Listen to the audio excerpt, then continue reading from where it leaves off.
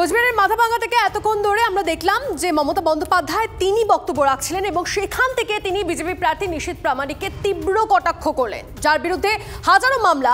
সে এখন বিজেপির সম্পদ বললেন মমতা বন্দ্যোপাধ্যায়। আপনাদেরকে শোনাই আরো একবার। আপনাদের একজন বাবু যার বিরুদ্ধে হাজার হাজার কেস, আমরা দল থেকে তাড়িয়ে দিয়েছি। আমাদের দলেও ছিল আপদ, আর বিজেপির আজ হয়েছে সম্পদ। শুধু গুন্ডামি করে বেড়ায়। আমি শুনেছি সেন্ট্রাল গভর্নমেন্টের পুলিশের টুপিও নাকি পরে। আমি ভিডিওটা চেয়ে পাঠিয়েছি। 4-5 গাড়ি পুলিশ নিয়ে ঘুরে বেড়ায়। কদিন আগে উদয়ন গুহকেও অ্যাটাক করেছিল। আসামের সাথেও কানেকশন। বাবু আমি একটু বলবো তোমার বিরুদ্ধে কি কি কেস আছে, কত কেস আছে আমি দিয়ে দেবো লোকাল লিডারদের কাছে। আমার কাছে সব নথিবদ্ধ করা আছে। তুমি আজকে নাকি স্বরাষ্ট্র হোম মিনিস্টার। লজ্জা লজ্জা লজ্জা, দেশের লজ্জা, দেশের কলঙ্ক। গণতন্ত্র কলঙ্কিত হয়েছে।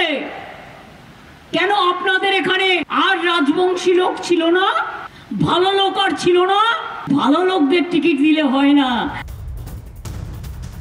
নাম না করে নিশীথ প্রামাণিককে নিশানা করলেন মমতা বন্দ্যোপাধ্যায়। আরও বললেন তিনি মাথাভাঙ্গার মঞ্চে দাঁড়িয়ে শীতলকুচি কাণ্ড, সেই শীতলকুচি কাণ্ডের তিনি আরও একবার মনে করালেন এবং বিজেপিকে সেই নিয়ে করা আক্রমণ করলেন। শীতলকুচিতে 5 জনকে গুলি করে খুন করা হয়। তৎকালীন এসডিপিও এখন বীরভূমে বিজেপির প্রার্থী। নাম না করে বীরভূমের পদ্ম প্রার্থী দেবাশিস ধরকে নিশানা মমতা বন্দ্যোপাধ্যায়।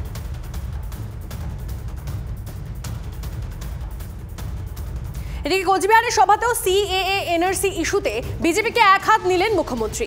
সিএএ মাথা, এনআরসি লেজ, তোপ মমতা বন্দ্যোপাধ্যায়ের। অসমের মতো ডিটেনশন ক্যাম্প করে রেখে দেবে বলেন মুখ্যমন্ত্রী। ভোটের আগে ক্যাটা করে চিল্লাচ্ছে। মনে রাখবেন, ক্যাটা হচ্ছে মাথা মাছের আর লেজাটা হচ্ছে এনআরসি। এখন কি বলছে? পুরোহিত লিখে দিলেই হবে। কোন আইনে আছে? মিথ্যে কথা বলার আর মানুষকে বঞ্চিত করার একটা লিমিট থাকা উচিত। পুরোহিতরা পুজো করেন।